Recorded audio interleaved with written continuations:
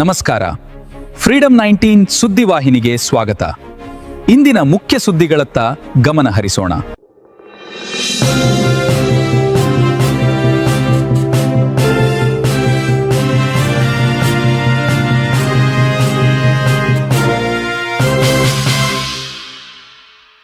ನಮಸ್ಕಾರ, ನೀವು ನೋಡ್ತಾ ಇದ್ದೀರಾ ಫ್ರೀಡಂ 19 ನ್ಯೂಸ್ ಚಾನೆಲ್.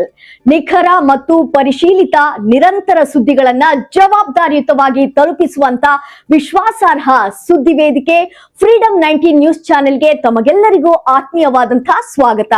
ಬನ್ನಿ ಇವತ್ತಿನ ಸುದ್ದಿಗಳನ್ನ ನೋಡೋಣ.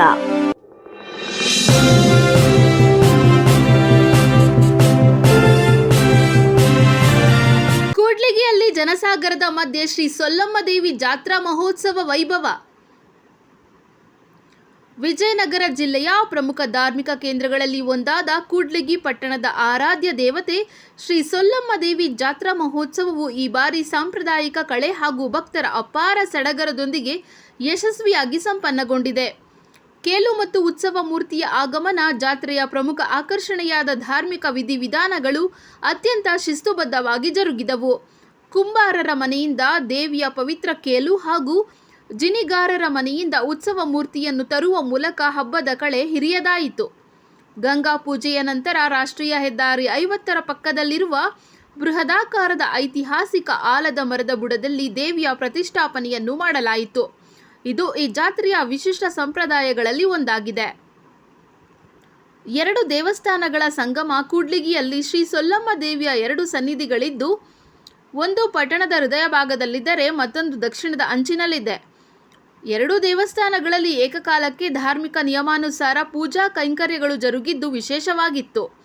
ಹಣ್ಣು, ಹೂವು, ಕಾಯಿ ಹಾಗೂ ಎಡೆ ಕೊಡುವ ಮೂಲಕ ಭಕ್ತರು ತಮ್ಮ ಹರಕೆಗಳನ್ನು ತೀರಿಸಿದರು.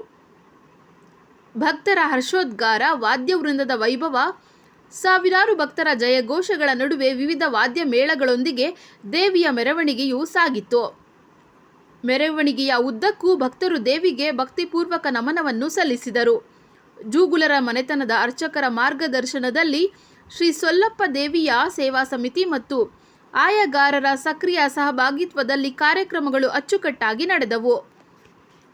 ಜಾತ್ರೆಯ ಸಮಾರೋಪ ಅಂತಿಮವಾಗಿ ದೇವಿಯನ್ನು ಸಕಲ ವಾದ್ಯ ಘೋಷಗಳೊಂದಿಗೆ ಗದ್ದುಗೆಗೆ ಕರೆತರಲಾಯಿತು. ಭಕ್ತರ ಸಮೂಹದ ಸಮ್ಮುಖದಲ್ಲಿ ಬೆಳಗಿದ ಮಹಾಮಂಗಳಾರತಿಯು ಜಾತ್ರೋತ್ಸವಕ್ಕೆ ಮಂಗಳ ಹಾಡಿತು.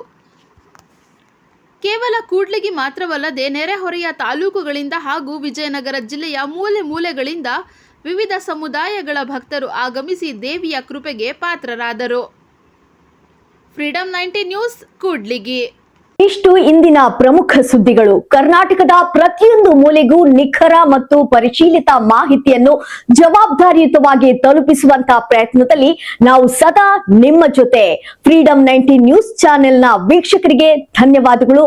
ಮತ್ತೆ ಭೇಟಿಯಾಗೋಣ ಮುಂದಿನ ಸುದ್ದಿಗಳೊಂದಿಗೆ. ನಮಸ್ಕಾರ.